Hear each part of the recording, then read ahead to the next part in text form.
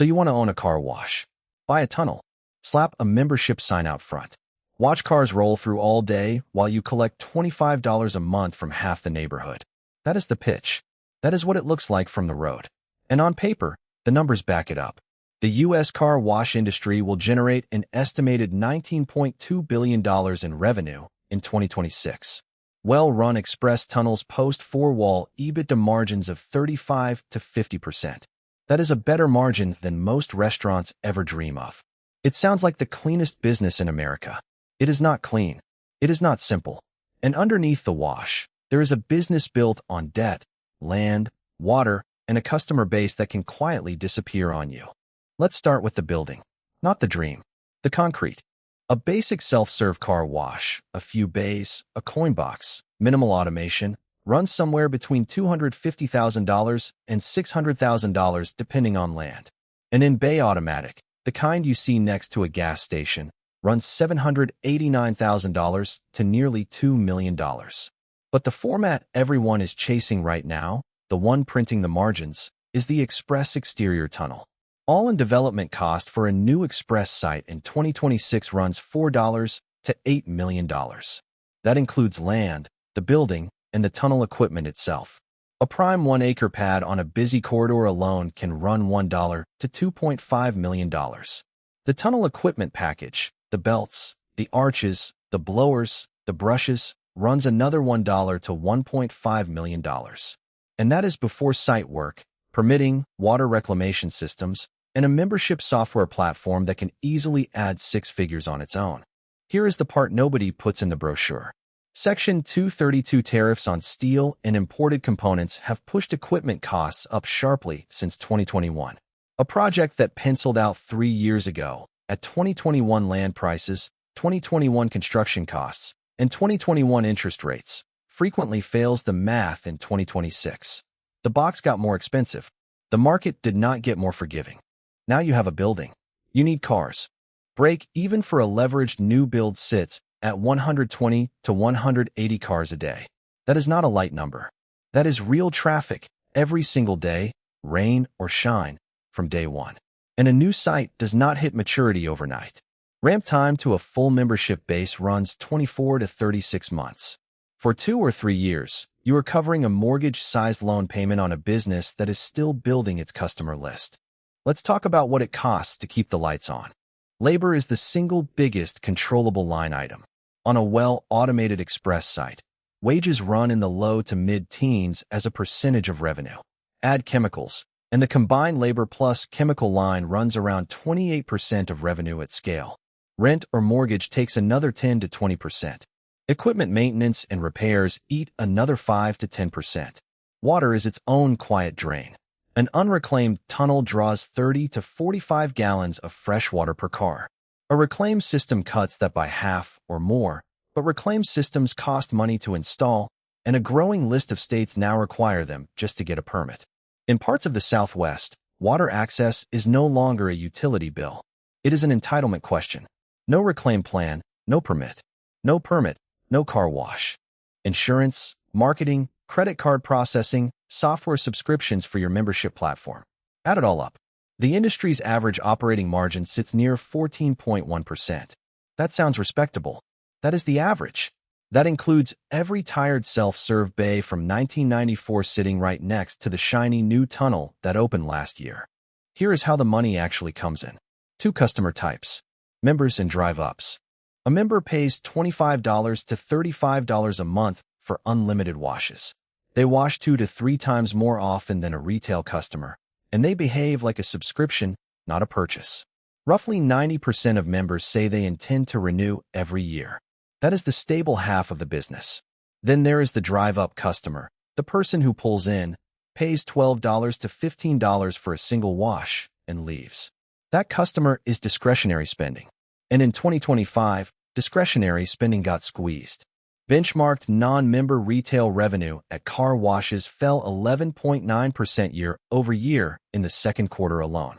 At a mature site doing $2.5 million a year, membership revenue can make up 40 to 60% of total sales.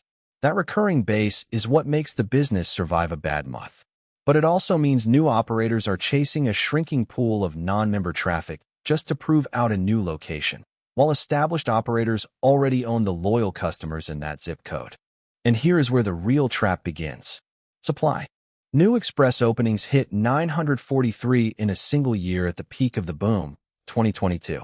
By 2025, that number had fallen to roughly 550. Not because demand collapsed, because the country ran out of good corners. Professional wash adoption, the share of drivers who use a wash instead of a garden hose, climbed from roughly 50% in the mid-1990s to 79% today. That growth curve is flattening. Every 5-year gain has been smaller than the one before it. The easy customers, the ones sitting at home with a bucket, converted years ago. What's left converts slower and costs more to reach. Meanwhile, the tunnels kept getting built. In Sun Belt corridors, Phoenix, Orlando, Jacksonville, San Antonio, Dallas-Fort Worth, you can now find 3 or 4 competing tunnels within a single retail interchange. Each one was underwritten assuming the others wouldn't get built. They all got built. Cities noticed. Cape Coral, Florida restricted new car wash development after tunnel density drew complaints. Birmingham, Hemet, Perrysburg followed with moratoriums of their own. That is not a footnote. That is a market telling an entire industry it has enough. This is what happened to Zips Car Wash. Founded in 2004 in rural Arkansas with 2 locations. By 2025, it had grown to 260 locations across 23 states, backed by private equity, buying up smaller chains, stacking debt to fund the expansion. Under its owners, Zips nearly doubled its revenue, from $184 million to $345 million. It also took on $654 million in funded debt. Rising interest rates hit that debt hard. Competition intensified as nearly 1,000 new washes opened nationally in 5 years. Consumer spending softened. On February 5, 2025, Zips filed for Chapter 11 bankruptcy with just $1 million in cash on hand. One of the top 10 car wash brands in the country, and it had $1 for every 654 it owed. The company didn't fail because people stopped washing their cars. It failed because it borrowed at the top of a boom to grow faster than the market could actually support, and when rates rose and rivals multiplied, there wasn't enough cash flow left to service the debt. Private credit lenders took control. Equity was wiped out completely. The company emerged from bankruptcy 84 days later, smaller, leaner, and owned by the people who used to just lend it money. There is a second, quieter risk most people never think about. Labor exposure. This is a business built on hourly workers, often at high volume, often outdoors. In California alone, wage citations against car wash operators have hit $1.2 million against one company and $1.3 million against another. One location was hit with a $185,991 OSHA citation after a fatality inside a tunnel.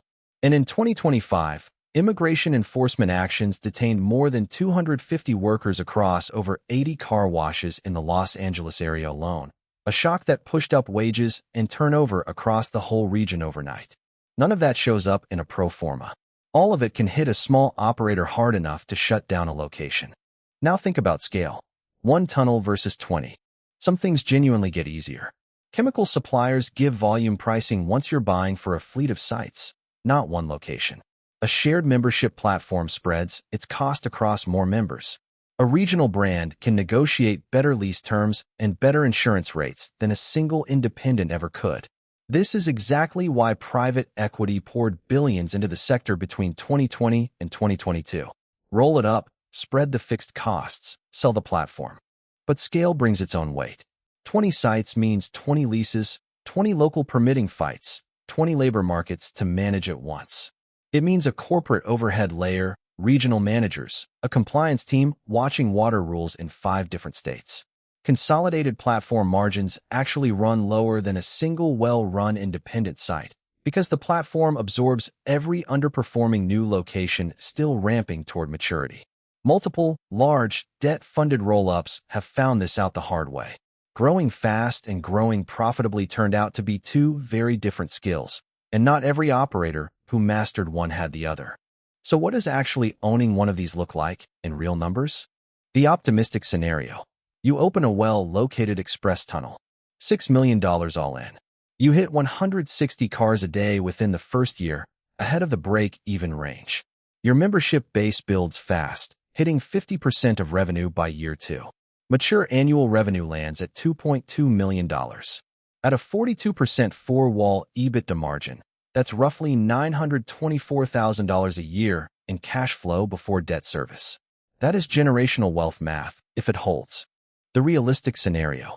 A competitor opens 18 months later, half a mile down the same corridor. Your capture rate drops. Retail traffic, already soft nationally, falls harder at your site specifically. Your membership base plateaus at 35% of revenue instead of 50%. A water main issue forces an unplanned reclaim system upgrade. 6 figures, not budgeted.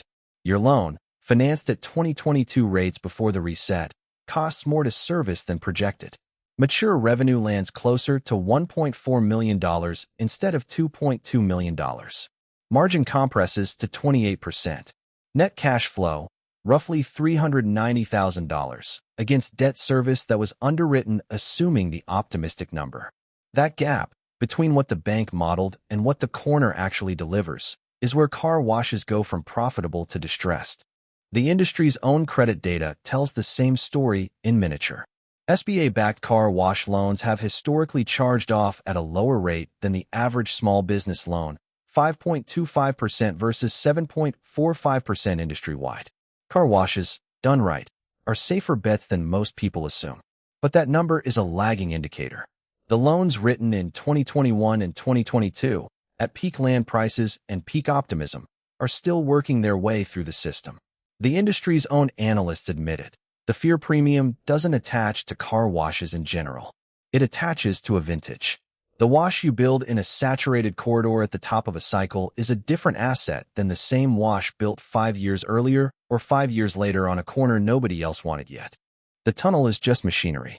The business is the land you picked, the debt you took to build it, and whether the corner you bet on still has room for one more.